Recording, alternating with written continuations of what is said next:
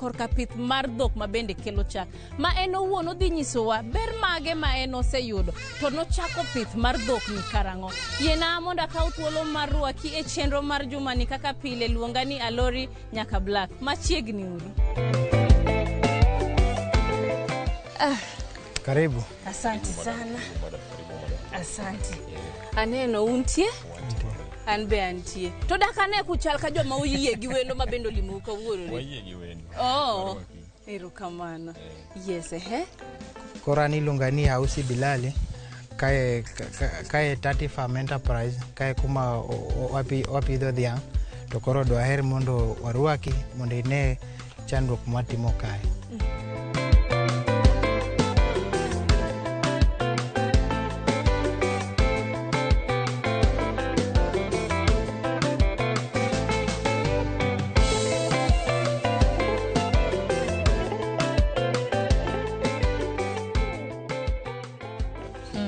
Karibu.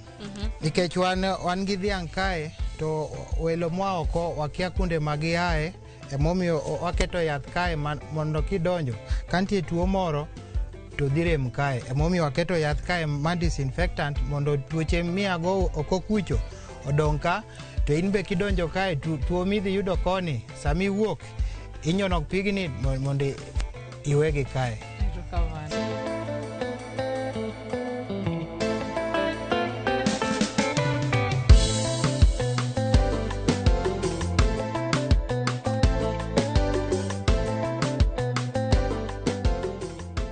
Daher nis jopiny nyingi kuma wantie gi gima ini wuon timo. An nyinga Hausi Bilali kuma wantie ka en East Asembo ma village miluongo ni Ralingo. Erokamano. Ni donje pith mar dhok ma bende kelo chak ndalo magi kata higni adi mokalo. Wan kaka japur nwachako tijni 1992. Nwachako gi dhiang' achiel. To dhiang' achiel ni kaka nwapidhe omiwa rude. Kose miwa rude, nwapidho rudegi, mwaneno ni ka biashara ni mar pidho dhiang' mar dhok en biashara maber. Emano miwa gini ne mar medo e kumwa chopo nyaka kae kumwa chopo ka. Gimano miwa mor dhi gi puro dhiang' en ni e Asembo ka wasebedo kwa nyiewo chak mawuok Eldoret gi Kitale to ken chak maber en chak monindo to miusonwa koni koro naneno ni berne kapo ni wanyalo pidho dhiang' to wayudo chak ma fresh to wamiyo jowa to madho. Dhok ma bende wan godo gin gi variety kata kidieny mane? Dhiang' man kae gin dhiang' ma variety miluongo ni Fresian. Fresian en variety magolo chak mang'eny to kalure gi pitho maber kimiyo gi chiemo maber to onyalo golo ni chak mopoto kalure gi chiemo mimiyo kaka wan watemo miyo gi chiemo miluongo ni silage to imiyo gi lum motuo koro lum motuo no kosechamo gi silage to chak wuok mopoto. To nikech iwuoyo wach chiemo odiochieng' ipidho gi didi kata e seche marom nade? E godiochieng' achiel wamiyo gi chiemo diriyo nikech dhiang' ma grade kama onego chiem matin to onind mang'eny koro ka chak mondo olosre koro gin gi chiemo mana gokinyi kogwen kabisa gi godhiambo sani bang' kosenyiedhgi ema koro gi chiemo. To ka daher ng'eyo inyiedho gi didi odiochieng'? Godiochieng' wanyiedho didek. Wanyiedho saa 9 gotieno, wanyiedho saa 5 gi saa 11 godhiambo. Koro wanyiedho didek. Dhok ma bende wan godo kae inyalo nyisowa ni gin dhok adi? Namba kawuono wan gi dhiang' 12 lakini nitie mbele kae wan magi dhiang' mwanyiedho to toke kocha wan gi nyaroya gi dhiang' matuo kuche ma koro waluongo ni quarantine. Ka dhiang' tuo koni koro wagole moko gi mondo kosechango koro kiduoko koni. Koro wan gi dhiang' 12 gi nyaroya achiel. Structure kata ot ma bende aneno ka dhok nitiere gi. Ang'o miyo ni yiero structure inani? Structure ilani en standard, en structure ma miyo dhiang' dhiang' chiemo gi koni to nindo gi koni. Koro dhiang' ok wuothe e puodho mang'eny nikech dhiang' dwaro time maber mar yweyo. Sama oyweyo cha ema koro chak wuok mang'eny. Koro structure ni maber nikech en very simple. Ok odwar gik moko mang'eny to en very easy to maintain. Aneno ka gite gin gi cubes, dhiang' ka dhiang' nigi kar nindo ne kata kar chiemo mari owuon. Bende nitie ndalo ma samoro wach ni dhog ging'eyo, ng'at ka ng'ato ng'e kuma en owuon onego bed ni obede kata ochieme, koso ng'ato dhiang' moro amora nya donje cube. Koro sani kalure kaka gichiemo ni ma koro kaka wase train gi kamano. Kech cubes ka wamiyo gi chiemo mopogre. Dhiang' magolo chak mang'eny wamiyo chiemo mang'eny nikech body ne be dwaro chiemo mang'eny. Koro sama gin ng'ato nigi cubes ne mong'eyo. Koro jamiyo chiemo ema ng'iyo ma dhiang' iluongo ni Masi miyowa chak lita mang'eny. Koro en imiye chiemo be moromo ka gi chak mogolo. Kaka in iwuon ing'eyo ni dhiang' tuo, to ka dipo no tuo, daktari biro manene kuom thuolo marom nade? Dhiang' matuo mokwongo gimoro achiel ok chiem. Dhiang' matuo ok nyal chiemo. Mar ariyo, wadhi ng'eyo ka dhiang' matuo kalure gi chak mogolo. Kapo ni kauno dhiang' golo chak lita 10, sama kiny ogolo lita 6, mano tiende ni nitie problem ma dhiang' ni nigo. Koro farm ka wan gi gimo iluongo ni thermometer. Thermometer ne ma wapimo kokalo 35 gi nus, mano koro dhiang' no tuo nikech temperature ne oidho malo. Koro thermometer no ema konyo wang'eyo dhiang' matuo kata dhiang' maginene. To wach ni sama dhiang' okonyore kata nyaroya, itimo nang'o? Bende iwe nyaroya ni dhodho chak directly koya thund min gi koso ikete thenge?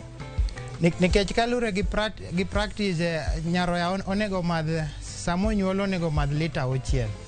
Koro samo nyuole nikech nyaroya ok diwe nikech dhiang' gin moko magolo lita 30. Koro nyaroya ok nyal modho chagno mang'eny. To ka nyaroya madho chak mang'eny dhi diewo. Emomiyo nyaka watrain gi ni sama iginene sama onyuol igole iketo kumopogre to imiye chak. En kit chiemo mane ma un uwegi umiyo dhok ma bende un godo kae? Ma wan sani wapidho gimiluongo ni Napier grass. Mano Napier grass konyo dhiang' gi energy, to wan gi gimoro miluongo ni Desmodium. Oduma be king'ado oduma kapod nigi chak manigo oduma, to king'ado matindo miketo miume gi molasses gi ginene, koro obedo makech to konyo dhiang' golo chak mang'eny. Koro sani kunde ma waonge oduma to wadhi ga nyiewo Eldoret, ma abo tang'o ni esto sample ma wan go makonyo wabe miyo dhiang' chiemo. Ere kaka un uwegi ung'eyo ni dhiang' ma un godo dwaro kodhi? Okay, kuom dhiang' opogre gi dhano matin. Sama dhiang' dwaro kodhi, ibo neno ka nitie gik moko wuok e toke, aito ibo neno kotemo idho owadgi. Sama otemo idho owadgi no, wan kaka jopur waketo kumachielo mopogre to waluongo daktari miye kodhi. Koro ing'eni wapimo sama onego daktari be obi. Sama wa identify sama obiro cha, wamiye ginene seche 10 ema ber mondo imiye kodhi. To pi gimodho pi marom nade? Nikech iwachoga ni dhok mondo mi chak mang'eny onego bed ni gimodho pi bende mang'eny. Trough mag pi ni wasepimo macha nigi lita 3,000.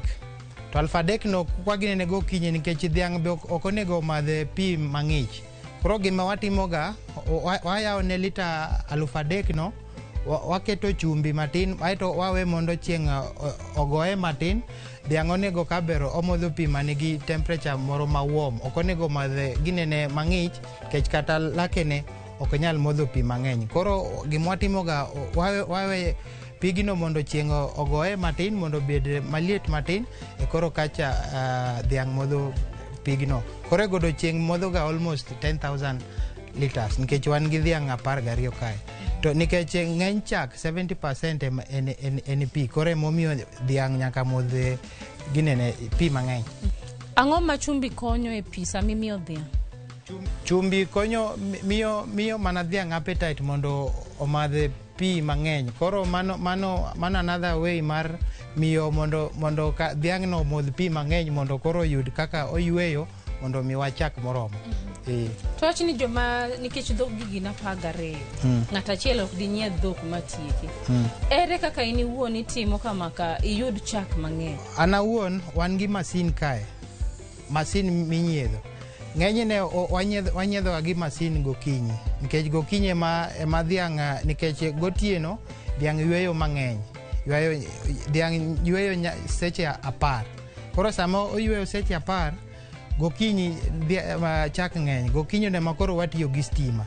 To nyiedho gi stima kawo dakika 3 kende. Kuom dhiang' achiel iyudo lita 15 kuom dakika 3. Koro miwa mondo imiyo dhiang' chiemo maber.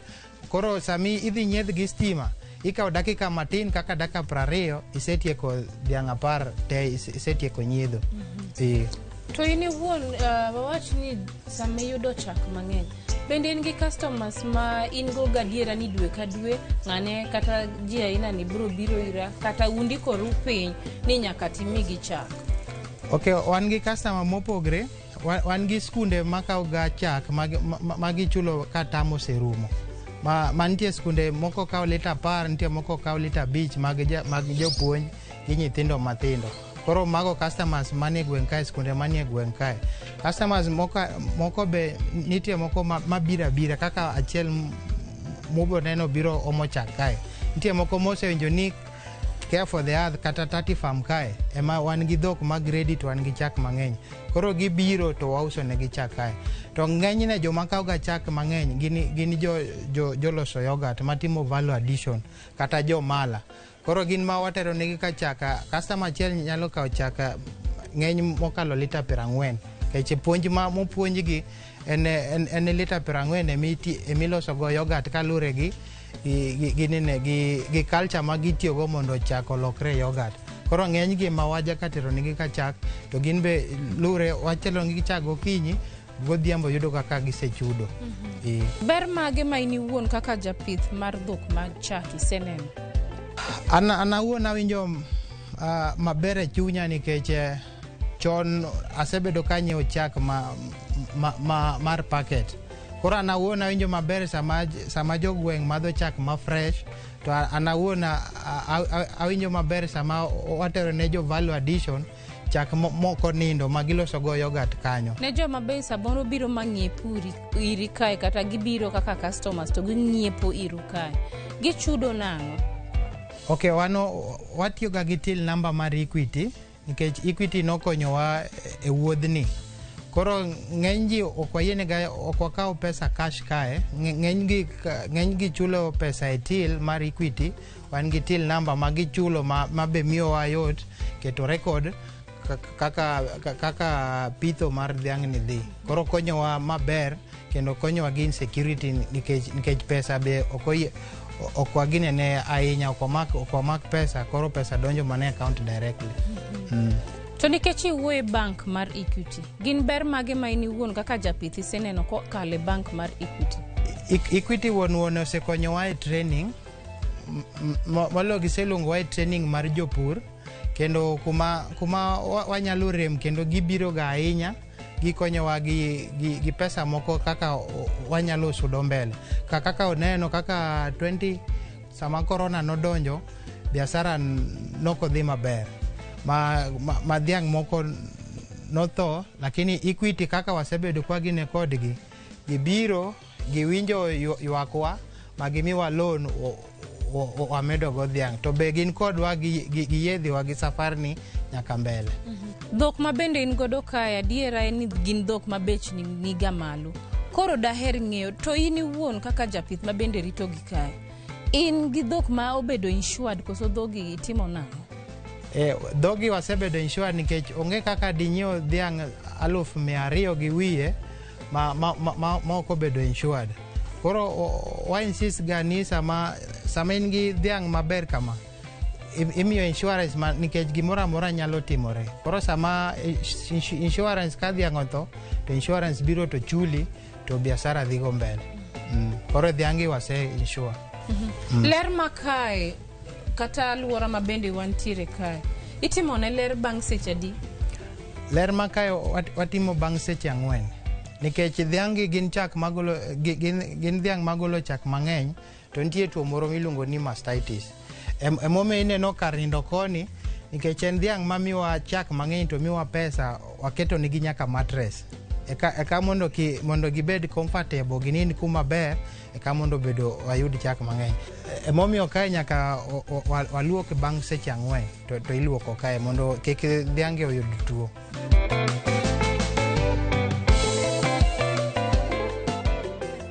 Janeno mar wadwa na kaw thuolo machuok wadhi e rusa aito bang'e waduogo. Kik idhi mabor.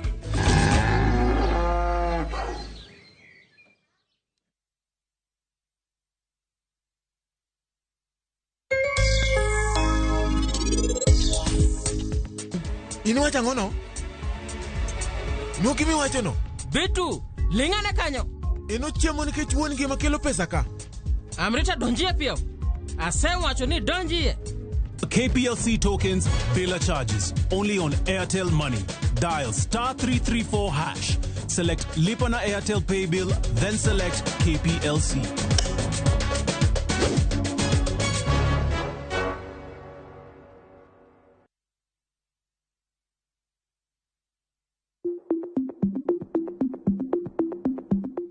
Tuo mar kansa ka ofweny chon to inyalo thiedhe. E dweni mar 10 ka okang' mondo ichop kar thieth mantie machiegni kodi mondo pimi kata timni screening. Kanyakla wariwre e kedo kod tuo mar kansa. Oteni okelni kod Royal Media Services. We care.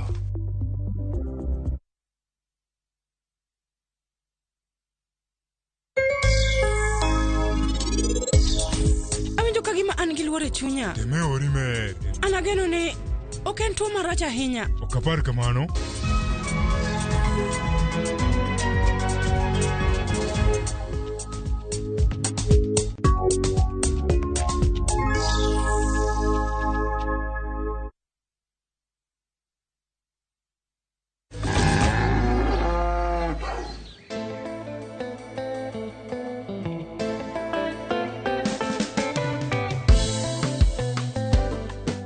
Machiegni kendo janeno marwa ka koro sama wantie ni wadwa dhi kidieny mar 2 ma chenro makawuono. Ka bende wadwa neno kaka dhok inyiedho, kaka chak ma bende wadhi ng'eyo ni achiel kachiel dhiang' ma iluongo ni ng'ane golo lita adi, to lita gi kogolo ere kaka ing'eyo ni mae emonego bed ni uso to adi ma bende igolo mondo ing'e ni mae kit ndo kata ndo ma bende nitiere kae. Kik idhi mabor.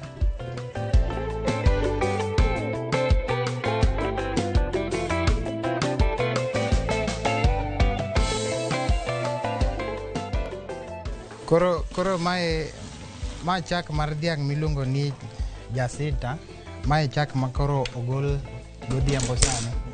Dergi inyiedho gi didek. Koro nonyiedh gi saa 9 gokinyi, onyiedh gi saa 5 to koro sani saa 10 gi nus. Koro wakaw ga rekod chak dhiang' ka dhiang' nyaka wang'e liters mogolo per day. Nikech kwaseng'eyo liters mogolo per day kore be miyo wayot mar ng'eyo ni chiemo mane monego ocham. Koro Jacinta omiyowa lita difa. Ma ratil ni ondik lita par gi point achiel gi ginene. Koro ma tiende ni ogolo lita 9 gi nus nikech ndobni en nus kilo. Koro mano lita 9 moa ir Jacinta. Mamasi. Koro mamasi. Machag masi. Masi be opong'onwa. Masi be opong'onwa ndo.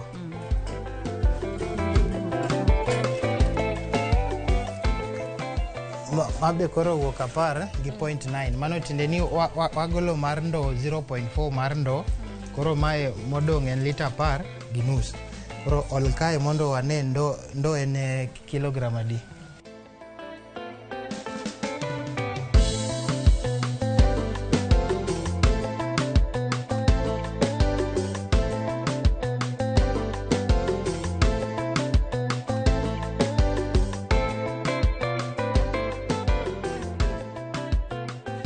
Maneno be kosenyiedhgi to be gidoga doka korgi kor. Gidoga doka korgi nikech dhiang' be winjo maber sama inyiedhe nikech en mizigo migolo to en chumbi. Koro sama inyiedhe to winjo maber mondo odok kendo ochiemo kendo obedo relieved.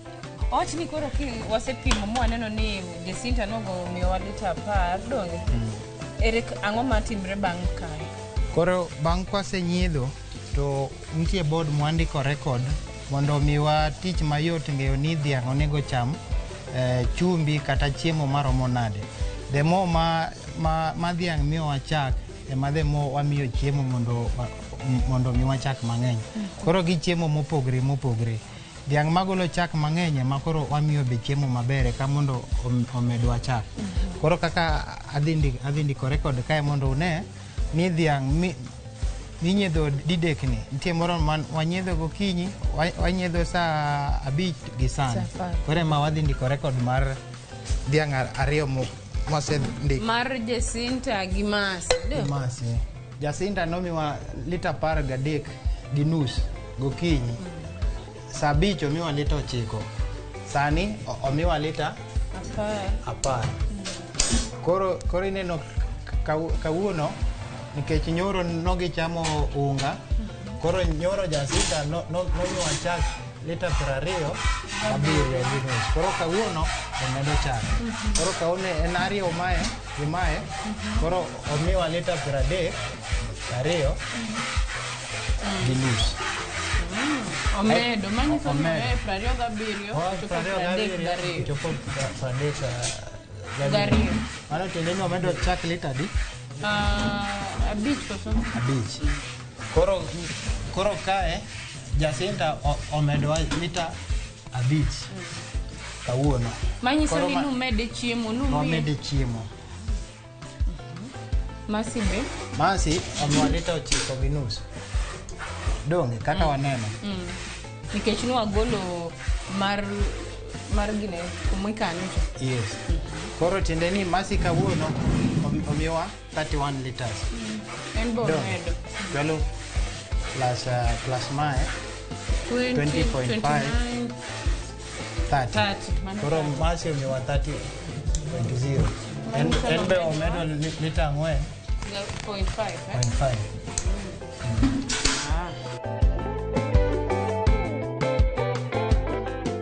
Koro daher ng'iyo ni to sama wawach ni senyiedho mibedo gi chak mang'eny kamae.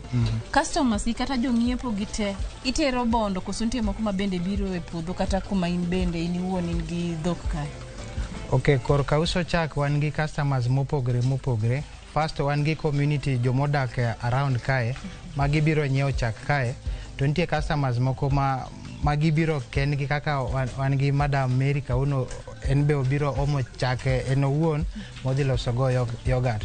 Koro kalure gi chak wan gi chak matin momiyo customer moko ohero ni mondo gibi nyaka e farm nikech kae kuma de giyudi moloyo tero e chiro. Koro en owuon obiro kae nikech ok odwa mondo kos chak nikech godhiambo sani wan ga gi chak matin koro en chak milaro. Emomiyo en owuon obiro nyaka kae. To koro in iwuon wach ni lita achiel sani uso pesa di ka ng'ato biro kawe e farm ka? Lita e farm kae wauso siling 80 ka ng'ato biro omo e farm ka, lakini kalure gi wach mafuta gi transport kwatero bondo to wauso negi siling 90. Kech koro mano siling 10 o counter mar transport ma watero go chak. Kaka en obiro kawuono en to en farm price en siling 80 emo onyiewo go kae.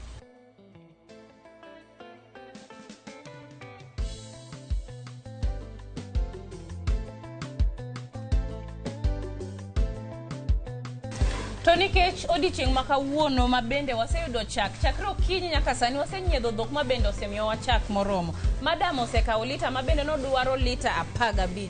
Gi thuolo ma wan godo ni wadwa miyo madam chak ma bende osechulo. Aeto kar ohala ka pesa omuom mane mitne wadwa kawo ma bende waseloso kae kata chak ma wan go mondo water bondo ma bende wan gi ng'ato ma bende loso yogurt moro be use mana ka chak miloso godo chak. Adwa ni wadhi kodi achiel kachiel mondo in be ine value addition ma bende yudore e chak to mana e dhok ma bende kelo chak. Wadhi uru.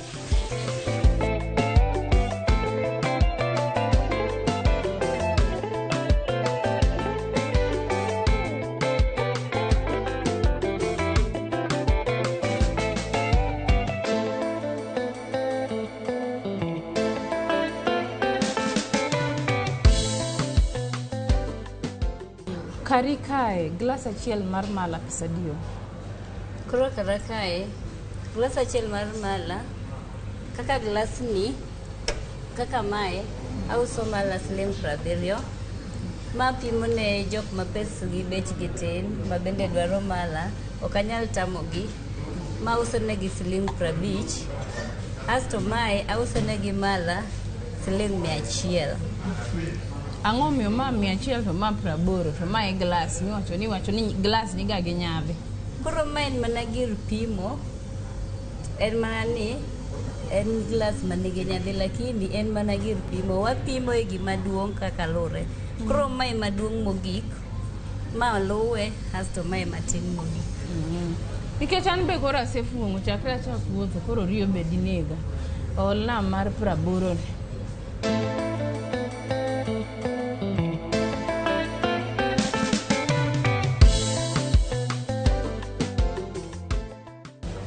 Koro kasekawe kama ere kaka achudo nang'o? Koro kisekawe kama wan gi pay bill mar jo Equity ma ibro keto pay bill number 247 kasto ibro keto namba ma en account number na ma en 07277600015. Nying mobro golo ni en Florence.